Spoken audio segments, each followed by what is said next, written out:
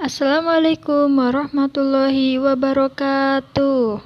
Selamat pagi semuanya. Apa kabar? Sehat semua ya?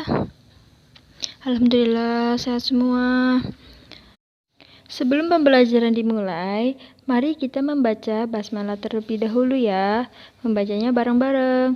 Membaca basmalah dimulai.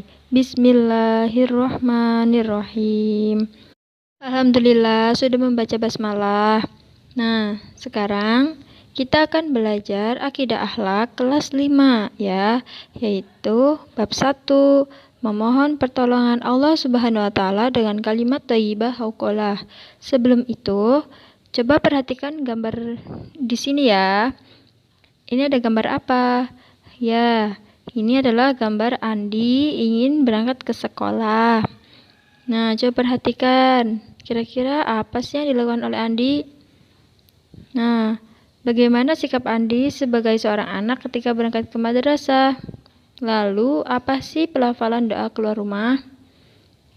Nah, sebelum itu, mari kita mengenal kalimat thayyibah hauqalah ya, yaitu ucapannya la haula wala quwwata illa billah, yang artinya tidak ada daya dan kekuatan kecuali dengan pertolongan Allah. Nah, setelah kita mengenal kalimat hauqalah atau kalimat thayyibah hauqalah, ya, dengarkan penjelasan ibu ya. Manusia satu-satunya makhluk paling sempurna, karena hanya manusia yang dapat karunia akal dari Allah Subhanahu wa taala, dan akal kita menjadi tahu bagaimana cara hidup yang baik, dapat memenuhi kebutuhan hidup yang layak dan sebagainya.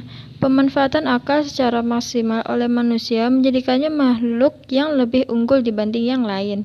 Segala perilaku seseorang selalu dikendalikan oleh akal, baik perkataan maupun perbuatan, ya. Nah, kalimat thayyibah artinya kalimat atau ucapan yang baik. Dalam kehidupan sehari-hari, kita sebagai orang Islam harus membiasakan mengucapkan perkataan yang baik dan yang bermanfaat. Apabila kita tidak bisa berkata baik, hendaklah kita diam saja. Nah, perhatikan ya sabda Nabi Muhammad SAW sebagai berikut. Man kana yu'minu billahi wal yawmil akhir falyaqul khairan aw liyasmut. Nah, artinya barang siapa yang beriman kepada Allah Subhanahu wa taala dan hari akhir, maka hendaklah ia berkata baik atau hendaklah ia diam. Ya, sudah paham? Nah, jadi kita harus mengatakan atau mengucapkan perkataan-perkataan yang baik. Jangan mengatakan perkataan-perkataan yang buruk atau perkataan-perkataan yang kotor. Kita harus menjauhi hal-hal itu karena Allah senang sekali kepada orang yang mengucapkan perkataan-perkataannya yang baik. Ya, waktu mengucapkan kalimat thayyibah hauqalah sesuai dengan situasi dan kondisi suatu peristiwa yang dialami oleh seseorang. Waktu yang tepat mengucapkan kalimat thayyibah hauqalah adalah 1.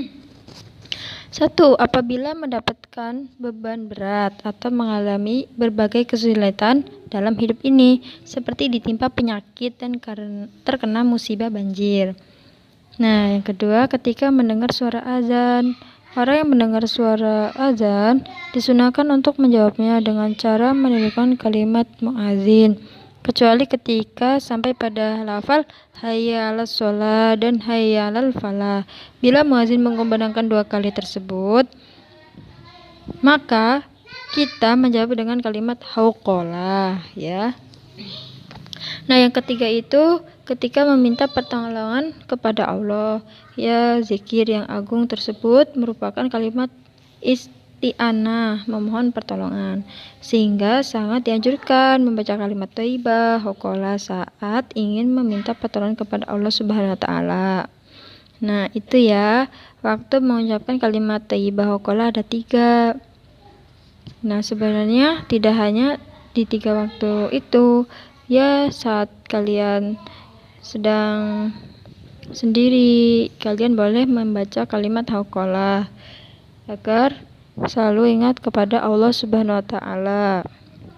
Nah, hikmahnya mengucapkan kalimat thayyibah qolah ini itu menghapus dosa-dosa, terus merupakan salah satu amal soleh yang berpahala abadi, terus sebagai harta simpanan di surga. Jadi, nah itu yang tadi Ibu sudah sebutkan, kalian boleh membacanya selain di waktu-waktu yang tadi Ibu sebutkan. Terus menghilangkan kesusahan. Nah, menghilangkan kesusahan ini maka seperti kayak ditimpa musibah penyakit atau musibah lain-lain, atau ingin dilancarkan suatu urusannya, mempercepat datangnya rezeki, itu bisa, itu hikmahnya ya. Terus merupakan tanaman di surga ya. Nah, pada malam Isra Mi'raj, Nabi Muhammad SAW melewati Nabi Ibrahim alaihissalam. Kemudian beliau berkata, "Wahai Muhammad, perintahkan umatmu untuk memperbanyak tanaman di surga. Sesungguhnya tanahnya sangat baik dan luas." Maka Nabi Muhammad SAW bertanya, "Apa itu tanaman di surga?" Nabi Ibrahim menjawab, "La haula wala quwata illa billahil aliyil azim." Nah, perbanyaklah kalian membaca kalimat ini ya untuk tanaman di surga. Ini termasuk salah satu pintu surga. Nah, Nabi Rasulullah SAW bersabda, "Maukah aku tunjukkan kepadamu suatu pintu dari pintu-pintu surga?" Ya, tentu saja, beliau bersabda, yakni ucapan la haula wala quwata illa billahil aliyil azim. Nah, itu adalah pembahasan hari ini tentang kalimat thayyibah qolah ya. Sudah paham kan? Nah, ya cukup sekian pembelajaran hari ini. Bila ada salah dan kekurangan dari perkataan dan perbuatan, Ibu mohon maaf. Cukup sekian. Wassalamualaikum warahmatullahi wabarakatuh.